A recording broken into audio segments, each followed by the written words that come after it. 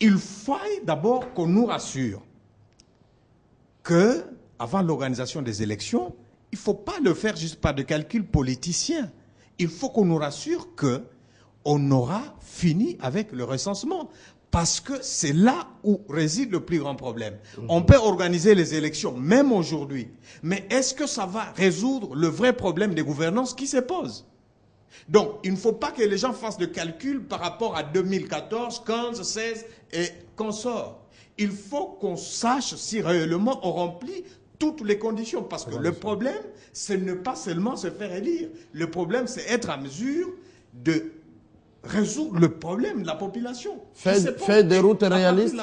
Je pense qu'au niveau de la première hypothèse, sûrement, il faut qu'on enrichisse cette hypothèse-là, mais je pense que ça me semble l'hypothèse la meilleure. Oui. Ah, ok, ça d'accord. Un point de vue? Non, j'ai un point de vue contraire à tout le monde. Je crois que nous devons être logiques. Monsieur Christian Choukourou, Monsieur Kadima, Maman Ernestine, je crois que vous êtes sans ignorer que l'Assemblée provinciale de Kinshasa siège au collège Boboto, que l'Assemblée provinciale de Goma siège à la BDGL, dans une banque, que les assemblées n'ont même pas de siège. Maintenant, ici, est-ce que vous savez très bien... Il y a de ces assemblées qui ont des sièges. Je me demande. Il y a les sièges. Vous êtes sûr? Non. Il y a seulement les Katanga qui ont un siège. En Équateur, il y en a. Ici, au Bas-Congo, il y en a. moi, je pose maintenant la question. Où vont siéger les conseils communaux? Où vont siéger, c'est qu'on va appeler peut-être les échevins? Où vont siéger? D'abord, sur le plan des infrastructures, ça pose problème. Ça, c'est vrai. Deuxième chose, l'arsenal juridique. Savez-vous devant quoi on sera engagé? Un, il faut toute une loi pour le découpage. La loi sur la décentralisation, jusqu'aujourd'hui, pose problème. Pose problème. La loi portant, si vous voulez, il faut encore une loi électorale pour le découpage. Donc il faut tout un arsenal juridique. Avec quel Parlement? Le Parlement déjà part en vacances, les 6, qui doit encore revenir en mai. Est-ce que vous êtes sûr que tout cela est dans son agenda? En mars, plutôt le 15 mars. Troisièmement, Malou Malou, quand il est venu présenter sa feuille de route, en réalité, ça, ce n'est pas une feuille de route. Soyons logiques. C'est quoi selon vous? Ça, ce n'est pas une feuille de route. Ce qu'il est venu présenter, c'est tout simplement deux hypothèses. En fait, l'homme est venu faire un discours scientifique. Tout simplement. Il dit, voilà, nous sommes devant deux réalités. Soit nous commençons par les municipales et nous organisons par après les provinciaux, les provinciales et les élections sénatoriales. Soit nous commençons par les élections provinciales et nous organisons en 2016 les élections présidentielles. Nous sommes devant ces deux hypothèses. C'est autour de ces deux hypothèses que nous, analystes politiques de ce pays, nous devons revenir sur terre pour voir les réalités. Mais ce qui me semble être faisable, honnêtement, c'est la deuxième hypothèse. Là, je mets mon opinion à moi, Billy Kambale. Là, je ne vais pas engager mon parti, parce que notre parti est clair par rapport à ça. Mais moi, Billy Kambale, analyste politique qui vient sur ces plateaux, je pense que la deuxième hypothèse est encore faisable parce que pour nous, il est totalement inacceptable qu'en 2016, nous n'ayons pas les élections présidentielles. Ce n'est même pas envisageable. Donc, pour que nous ayons cette possibilité d'avoir des élections présidentielles en 2016, ce qu'on peut encore accepter, c'est d'organiser les élections provinciales. Effectivement, on ne tolérera pas que ces gouverneurs qui sont en train de piller nos provinces, que ces sénateurs d'ailleurs, dont je ne sais même pas en quoi, le Sénat, moi, franchement, je n'ai jamais trouvé quel est le travail qu'il fait. Ah, vous irez un jour aussi là-bas comme sénateur, Billy. Je n'ai jamais eu cette ambition. Vous êtes jeune aujourd'hui. Je crois d'ailleurs que notre aîné Macky Sall qui est arrivé au Sénégal, il a eu bon de supprimer le Sénat. Je crois que c'est inutilement budgétivore. Je ne peux pas comprendre que ces gens s'octroient 2 mandats sans être élus. C'est totalement inacceptable. Donc, moi, je préfère encore qu'on commence par les provinciales. C'est encore acceptable. Mais ces élections municipales sont purement et simplement une manœuvre du pouvoir d'élargir indirectement son mandat. Ok, d'accord. Autre fait vraiment qui fait l'actualité, c'est cette controverse sur la période de couverture d'amnistie en République démocratique du Congo. Et l'article 1er de ce projet de loi d'amnistie divise déjà les députés de la majorité présidentielle comme ceux de l'opposition, membres de la commission politique, administrative et juridique, PAJ. L'opposition reproche à la majorité de vouloir en faire une loi sélective. Que dit cet article?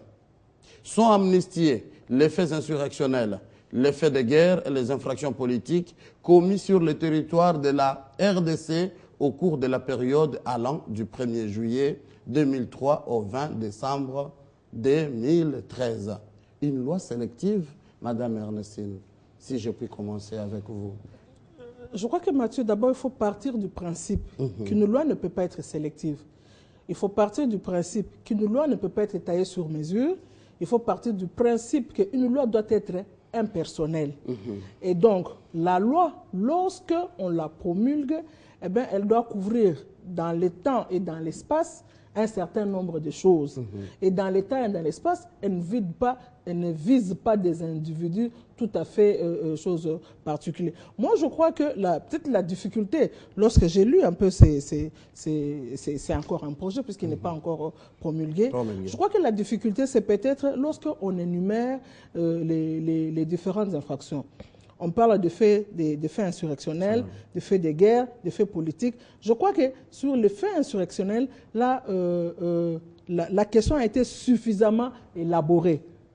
L'on comprend un peu, tout le commun de mortels comprennent un peu de quoi il s'agit. Et lorsqu'on se verse dans l'affaire M23, on se rend compte qu'avec la déclaration de Kampala, comment est-ce que nous pouvons appliquer cela au M23 parce qu'ils sont en principe aussi particulièrement, apparemment, le premier aussi visé par cette loi d'amnistie. Moi, je crois que la difficulté, c'est peut-être de donner détailler le fait insurrectionnel et de ne pas définir le fait politique et de ne pas définir les autres éléments qui sont retenus dans cette loi d'amnistie et qui doivent concourir à ce qu'une personne puisse les mettre. Je crois que c'est là la difficulté. Mais de là à dire que la majorité ne viserait que le M23, je crois que ce n'est pas vrai parce que lorsqu'on associe avec la déclaration de Kampala, on se rend compte qu'il y a un engagement personnel que doivent pouvoir prendre ceux qui doivent bénéficier de cette loi d'amnistie, parce qu'il y en a qui ont bénéficié déjà presque de 2 lois d'amnistie. Il ne faudra pas que, comme nous les juristes, nous aimons dire, amnistie sur amnistie ne vaut. Exactement. Alors, Christian Choukour, vous comme un acteur politique indépendant, l'opposition peut-être prêterait intention à la majorité présidentielle de vouloir amnistier les rebelles du côté de l'Est. Et par exemple, pour les faits politiques, il y a beaucoup de prisonniers politiques qui ne seront pas concernés par cette loi. Loi sélective, selon vous? Oui, avant de répondre à cette question, permettez-moi, Mathieu, que je réagisse d'abord à... Sur les élections. Que mon ami regardez Kamba, déjà au bas de l'écran. Mon ami Billy, on est déjà très loin. Mon ami Billy a fait des affirmations ici que je ne peux pas laisser passer dans on avance. Notre opinion. Il n'est pas normal que vous soyez battus pour une constitution et où vous consacrez le bicaméralisme et qu'un monsieur comme Billy, que je respecte, dise qu'il ne voit pas vraiment les rôles du Sénat. Ça m'étonne. Je voudrais bien que ça sorte de la bouche d'une autre personne. Même sans Sénat ou sans pas Parlement, de vous, la Billy. RDC peut Vous marcher. savez quand même le rôle que joue notre Sénat aujourd'hui. Je suis très désolé. Vous le savez, pour la décrispation de certaines situations, le Sénat joue son rôle. Vous avez touché le Sénat, il est au Sénat de la RDC, c'est normal. Je m'excuse. Je m'excuse. Je ne viens pas ici parler au nom du Sénat, mais je ne peux pas laisser passer ce que M. Billy a proféré contre notre Sénat. Non, je suis très désolé. Respect à nos institutions. Je vous en prie. Je réponds donc à la loi d'amnistie.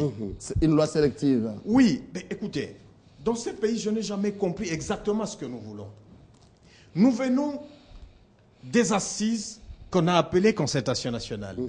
Et de ces concertations nationales, il s'est posé au fait le problème de pouvoir... Donc, il y a toute une commission qui a étudié au fait ce cas Je crois que c'est au niveau de la gouvernance. Gouvernance. Et donc, ils se disent que La commission dans ce de pays, Madame Ernestine. Tout à fait. Et madame, je crois, elle s'apprête à répondre sûrement. Elle nous donnera beaucoup de détails quant à ce que je vais dire ici. On s'était dit qu'il y a eu plus de 2 amnisties. Et celle-ci est la 3e. Mais ça n'a pas empêché, au fait, la recrudescence des violences. Les récidives. C'est-à-dire que la vérité est que l'amnistie n'a pas apporté la il politique ne nationale. faut pas tailler la loi sur mesure parce que, dans une certaine manière, ça vous rattrape. Vous pensez que vous l'aviez taillé sur votre mesure, demain, c'est vous qui tomberez dedans. Vous pensez que seulement les gouvernements cherchent à amnistier Mais seulement pourquoi seulement le M23 Pourquoi on doit devenir défenseur du M23 alors qu'il y a des cas à S'il vous l'interne? plaît, il n'y a pas À encore l'interne. une autorité ou une institution qui a cité les gens et la catégorie des gens mais amnistiés. écoutez, si on reste dans cette logique de la majorité, on veut que la période, disons qu'on casse la période allant de juillet 2003 à décembre 2012 et qu'on considère à partir de mai 2009, si ma mémoire ne me trahit pas. Mais on vise qui? Parce Serge que le Billy, CNDP gardez d'abord votre CNDP, soupe. Je On rappelle pose la que question à le la CNDP juriste, avait déjà eu s'il vous plaît. l'amnistie. Donc c'est le M23 qu'on vise. Pourquoi Je on doit pose se la faire question à porte-parole madame, du M23 la juriste. et pas des autres? Qui doivent être amnistiés? C'est une question, on la pose, on n'a pas de réponse. En fait, Mathieu, la loi elle-même, elle a déjà répondu. Mais ce qui est vrai, c'est que l'amnistie, de manière générale, c'est la loi de l'oubli. C'est ça l'amnistie. Sur qui? Qui doit s'appliquer sur quel genre Qui de doit personnes? s'appliquer d'abord sur quel genre d'infraction? Ça commence par les infractions. Et oui, il faut commencer par les infractions. Et je crois que là-dessus, le projet lui-même a déjà détaillé, sinon énuméré, sur quel genre d'infraction on va tabler et sur quel autre genre d'infraction on ne va pas tabler.